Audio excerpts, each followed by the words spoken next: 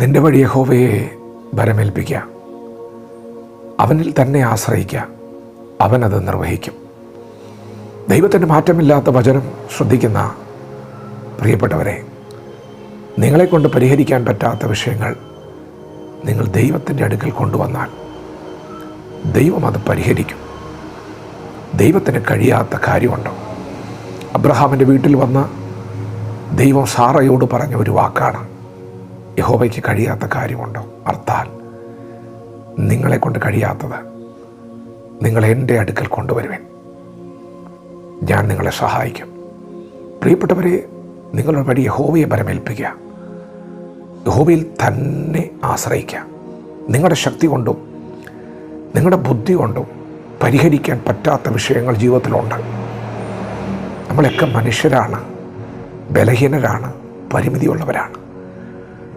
നമ്മുടെ ശക്തിക്ക് മീതെ പ്രതിസന്ധികൾ ഉയർന്നു വരുമ്പോൾ ഒരു പടകിന് നേരെ തിര ആഞ്ഞടിക്കുന്നത് പോലെ, ആ പടക് നിയന്ത്രിക്കാൻ കഴിയാതെ വണ്ണം ഭാരപ്പെടുന്നത് പോലെയൊക്കെ പ്രശ്നങ്ങൾ ഏറി വരുമ്പോൾ നമ്മൾ നമ്മേക്കാൾ ബലവാനായ സർവശക്തനായ ദൈവത്തിൽ ആശ്രയിക്കണം.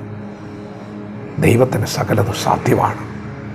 പ്രിയപ്പെട്ടവരെ, ബലമുള്ളവൻ്റെ സന്നിധിയിൽ കരത്തിൽ ഈ വിഷയം വയ്ക്കണം. ദൈവം നിങ്ങളെ സഹായിക്കും. സ്വന്തം വിവേകത്തിൽ ഊന്നരുത്. നമ്മുടെ ശക്തി കൊണ്ട് കഴിയത്തില്ല, നമ്മുടെ ബുദ്ധി കൊണ്ട് കഴിയത്തില്ല. ദൈവത്തിന് കഴിയും. ദൈവത്തിന് നമ്മെപ്പോലെ ഒത്തിരി പരിശ്രമങ്ങളോ ശക്തിയോ എടുക്കേണ്ട കാര്യമില്ല. ദൈവം ഭൂമി ഉണ്ടാക്കിയത് വാക്കുകൊണ്ടാണ്, ആകാശത്തെ ഉണ്ടാക്കിയത് വാക്കുകൊണ്ടാണ്. നാം ഈ ഭൂമിയിൽ കാണുന്ന സകലത്തെയും ദൈവം ഉണ്ടാക്കിയത് വാക്കുകൊണ്ടാണ്. നമ്മൾ പ്രവർത്തിക്കുന്ന പോലെയല്ല ദൈവം പ്രവർത്തിക്കുന്നത്.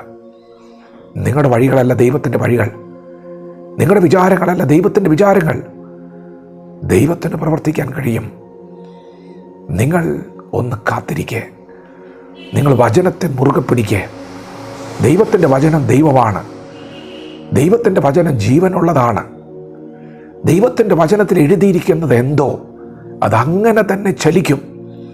വിശ്വസിക്കുന്നവരുടെ മേൽ ചലിക്കും, ആശ്രയിക്കുന്നവരുടെ മേൽ ചലിക്കും. പ്രിയപ്പെട്ടവരെ, ദൈവത്തിന് വഴിയുണ്ട്, ദൈവത്തിന് പ്രവർത്തിക്കാൻ കഴിയും.